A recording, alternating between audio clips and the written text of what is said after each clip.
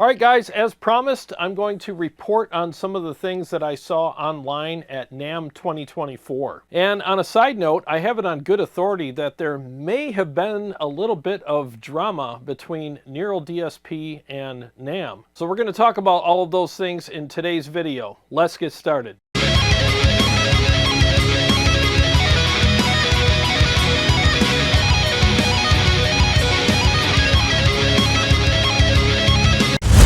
Thanks for joining me for today's video. I really appreciate it. I'm just going to head over to the computer now and show you some of the stuff that I saw online at NAMM. We're going to take a look at some of the new gear that's been revealed and discuss it. All right, let's start things off with Synergy. They have a new mini amp that will, I guess it's got 3 channels. It might have a built-in clean, and then you can add a module, which typically their modules have 2 channels in them. So a total of 3 channels. Don't quote me on the 3. That's just what I heard, but I could be wrong. And so basically it is all tube 20 watts, you know, best in class IR loader. You can assign an IR per channel, which is really cool. You can switch the power amp structure, assignable per channel, and it has MIDI and cableless operation. Headphones includes 3-button MIDI foot switch. All tube modules available from Bogner, Diezel, Dr. Z. Oh, they got Dr. Z now. Engel, Friedman, Fryette, Metropolis. Oh, they got Metropolis now. Interesting. Morgan, Peavey, Soldano, Steve Vai, Synergy, and more. So here's another angle of it. And I'm pretty sure these are your IR selections maybe right here on the side next to the on-off switch. And yeah, kind of cool. And then on the back, let's see, you have MIDI, you have USB, probably to load your own IRs if you want. And there's the effects loop. You know, so yeah, actually, I think this is a great idea. Mini amps are becoming very popular, and I think this is awesome. All right, next are the new releases from Ernie Ball. And it looks like Rabea Masad has a new artist series, The Saber.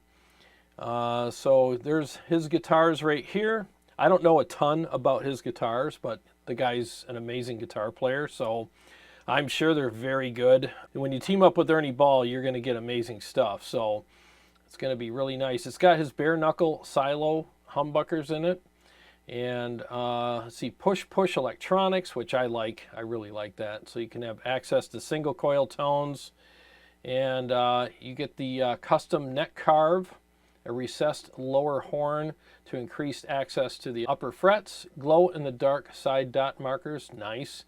I love the Ernie Ball tremolos. They're amazing. They feel great, and you know, when the meat of your hand is rested up against them, there's no discomfort there. I mean, they're awesome. I'm used to them on my Majesty guitar, so I really like them a lot.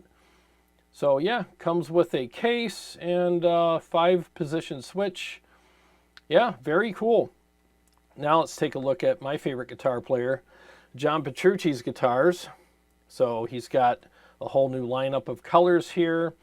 I have to tell you, the Ernie Ball Music Man Majesty Monarchy series is what I have right now, and they're awesome. I freaking love them.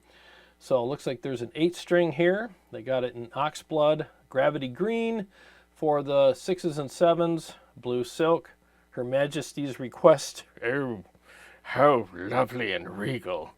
It's a nice white color, and I kind of like the black frosting. I'm not much of a black guitar guy, but that actually looks pretty cool.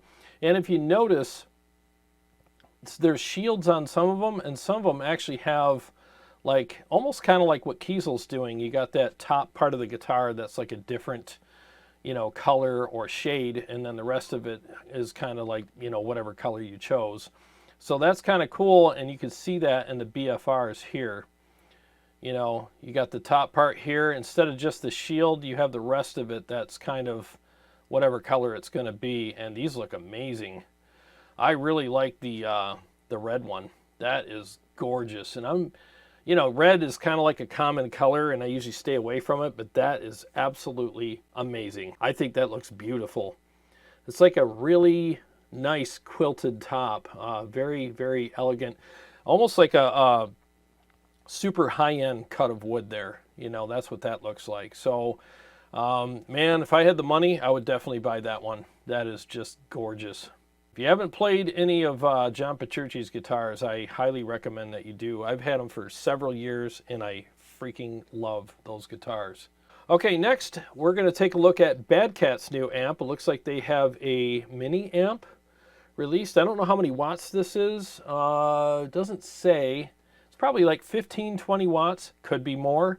You have 2 channels, and looks like you have a clean and a high gain, and you also get, this is the Rubicon, by the way, and you know what I really like about this amp is they have the 2-notes tech built in, so you can actually go direct out with this amplifier. Very cool. I love it when amplifier companies embrace technology and they merge those things together, and you get the best of both worlds. So now you can, you know, take this amp and just hook it up direct to front of house or your mixing board or studio, whatever, and you don't have to have your cab with you, and pick a good impulse response or cab sim, and you're good to go.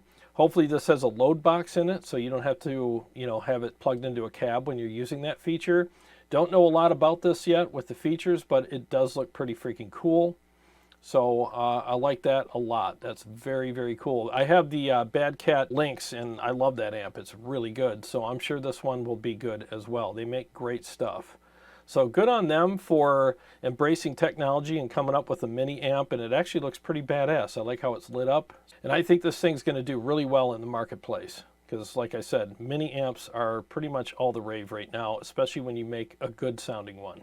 Okay, so another thing that I saw online is the new Diezel VH mini amplifier. In this photo, I have to give credit to Will Austin, or as we know him on my channel, Flux. He sent me this picture that he took himself at NAMM, and it looks like Diezel came out with a VH4 or a VH, you know, some sort of version of the VH4 in a mini amp. I don't know how many watts it is. Maybe it's 20, maybe it's 30, maybe it's 15. I don't know. But I'm looking forward to checking that out when it comes out. I think that's really cool as well. Like I said, there's a lot of mini amps coming out now because everybody wants to have that ease of use, that less space in their vehicle when they're, you know, bringing an amp with them to a show. And portability is a thing now. It really does matter. So I think that's really cool that they're releasing something like that. And Diezel is known to have a really big sound, so I'm sure this thing's going to sound huge. Can't wait to see what it sounds like. Hopefully I'll get a chance to check one out. And thanks, Will, for sending that picture to me. I appreciate it. All right, in other news, I heard, okay, just kind of heard through the grapevine from a couple people that there must have been some sort of discrepancy as to how their booth was supposed to be set up or something. But either way, this is pretty much what Neral's booth looks like right now at NAMM. So it looks like they paid for the space, but for some reason they couldn't set up the way they wanted to. And again, this is what I heard. So they basically left this sign there. Just says soon. So I don't know if they're coming back tomorrow or Saturday or what, but I guess they left for now anyways. And I guess there was some sort of possible disagreement or alleged disagreement on how things were supposed to run there as far as setup or whatever. And I guess they, from what I heard, they just said, well, we can't set up the way we want to set up. We already paid for it, so we're just going to leave this here.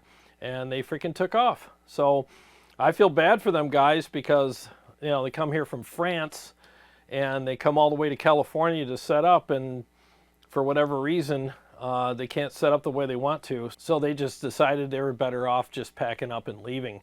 So, man, that's just weird. That must have been really bad for them to do that, because that's quite a trip to come here just to go, never mind. So I don't know. Like I said, this is all alleged. You know, I heard it from a couple people, and I could be wrong, but it just seems like maybe I'm not, because why would you just leave that there and then not show up and attend it and set up your whole booth and everything like that? So maybe there was a little bit of, you know, a disagreement on something there, but hopefully they get that worked out for next year, or maybe for the rest of the week. I don't know. So we'll keep our eyes on that situation and see what happens. Well, Well, thanks for watching, guys. I really appreciate it. That's all I have for now, but I will keep my eyes open for anything else that pops up on the internet, and I will share it with you guys as soon as I can. To all my Patreon supporters and subscribers, thank you very much. And if you're new to the channel, please subscribe, click the bell so that you can be notified every time I either go live or come out with another episode. I got a lot more stuff coming up, and I'll see you on the next one.